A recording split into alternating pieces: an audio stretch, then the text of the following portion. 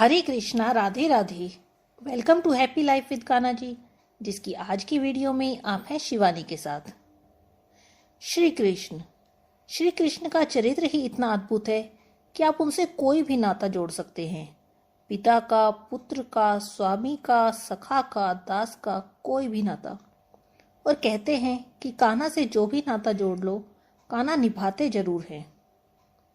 आज की वीडियो में भी हम एक ऐसी ही कहानी सुनेंगे, तो चलिए शुरू करते हैं। कहानी अच्छी लगे, दिल को छू जाए तो वीडियो को लाइक जरूर करिएगा। बहुत पुरानी बात है, वृंदावन में एक संत बाबा रहते थे। उनके पास बाल कृष्ण की एक मूर्ति थी, जिन्हें वे अपना पुत्र मानते थे और खुद को नंद बाबा समझकर श्री कृष्ण की सेवा किया करते थे। मानसिक सेवा बाह्य पूजा से कहीं गुना अधिक फलदायी है, क्योंकि मानसिक सेवा में मन को दौड़ने की और कल्पनाओं की उड़ान भरने की पूरी छूट होती है। मानसिक सेवा करने वाले के मन में नए नए भाव जागृत होते हैं। मानसिक सेवा में सामग्रियों को जुटाने और भगवान को अर्पण करने में आराधक को जितना समय लगता है, उतना समय वह अपने भगवान के साथ बिता सकता है। इसीलिए मनुष्य मानसिक सेवा द्वारा बाह्य पूजा से कई गुना अधिक फल प्राप्त कर सकता है।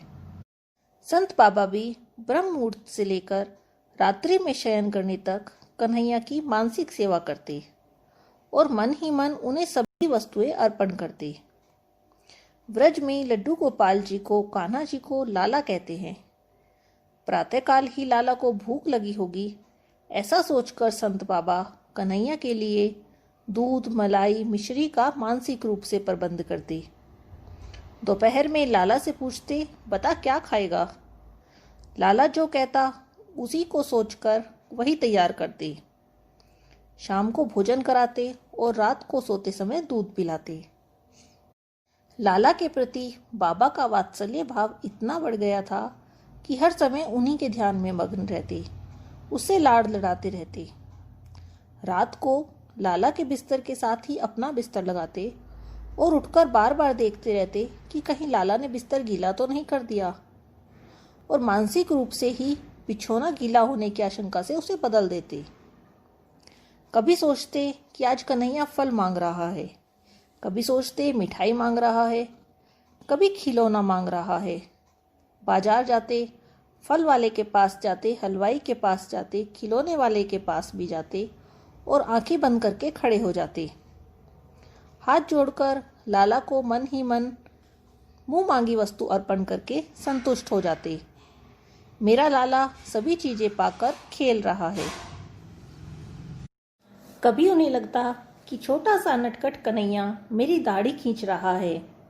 मानसिक रूप से ही वे उसे छोड़ दे लाला चुटकी लेकर अपनी दाढ़ी छुड़ाते। ये सब संत बाबा मानसिक सेवा में ही करते रहते।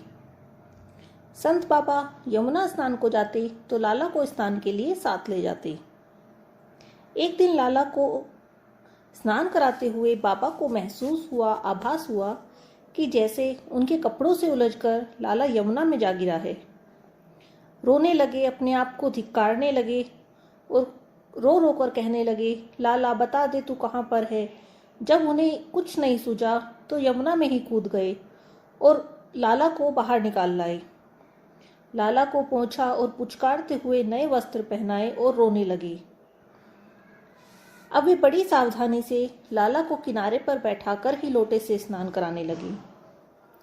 एक दिन बाबा के एक शिष्य ने उन्हें काशी आने का न्योता भेजा। बाबा जाने को तैयार हुए तो उन्हें लगा जैसा उनका कन्हैया उन्हें जाने से रोक रहा है। कह रहा है, नहीं बाबा, मुझे छोड़कर काशी मत जाना। मुझे तुम्हारे साथ बहुत अच्छा लगता है। तुम चले जाओगे तो मैं अकेला रह जाऊंगा। बाबा ने ये कहते हुए काशी जाने को मना कर दिया कि मेरा लाला अभी छोटा है, भोला है, उसे छोड़कर मैं कहीं नहीं जाऊंगा। धीरे धीरे समय के साथ साथ बाबा का शरीर जीर्ण होने लगा। बुढ़ापे ने उन्हें घेर लिया, पर उनका कन्हैया उनका छोटा सा लाला ही बना रहा। एक दिन लाला की मानसिक सेवा करते करते बाबा के जीर्ण शरीर से प्राण निकलकर पंच तत्व में विलीन हो गए। लाला बाबा के बगल में बैठा रह गया और बाबा उसके धाम को चले गए। बाबा के शिष्यों को जब बाबा के महाप्रयाण का पता लगा तो वे उनके अंतिम संस्कार की अंतिम क्रिया की तैयारी करने लगी। तभी वहां एक 7-8 साल का सुंदर सलोना बालक धोती पहने कंधे पर गमछा रख के पहुंचा। उसके कंधे पर मिट्टी का एक घड़ा रखा था जिसके ढक्कन पर अंतिम क्रिया की सारी सामग्री रखी थी। सबने पूछा कि तुम कौन हो? आगंतुक बालक ने शिष्यों से कहा, ये मेरे पिता हैं। मैं इनका मानस पुत्र हूँ और इनका अंतिम संस्कार करना मेरा अधिकार है। अपने पिता की अंतिम इच्छा पूरी करना मेरा धर्म है। बहुत दिनों से मेरे पिता की गंगा स्नान करने की इच्छा थी।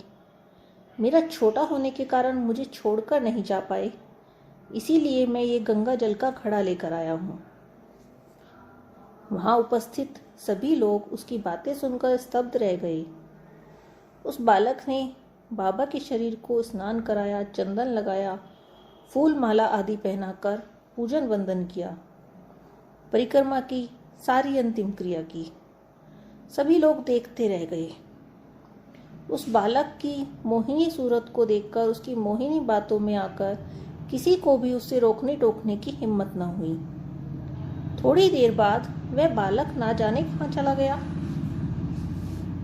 जब खोजबीन हुई तब शिष्यों को याद आया कि अरे, बाबा का तो कोई पुत्र था ही नहीं। वे तो कन्हैया को अपना पुत्र मानते थे। अरे, तो क्या कन्हैया ही पुत्र बनकर आया और पुत्र धर्म का निर्वाह कर चला गया?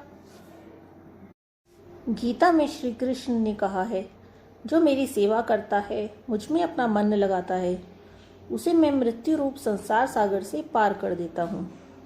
शीघ्र ही वह मुझे प्राप्त हो जाता है। भगवान ने गीता के अपने वचन के अनुसार संत बाबा को सायोज्य मुक्ति प्रदान कर दी। बोलिए जय जय Shri Radhe. Happy life with Kanha ji की आज की इस वीडियो में बस इतना ही। आगे भी अगर आप happy life with Kanha ji की वीडियोस को देखना चाहते हैं तो आप हैप्पी लाइफ विद कान्हा जी को सब्सक्राइब जरूर कर लीजिए। हरे कृष्णा, राधे राधे।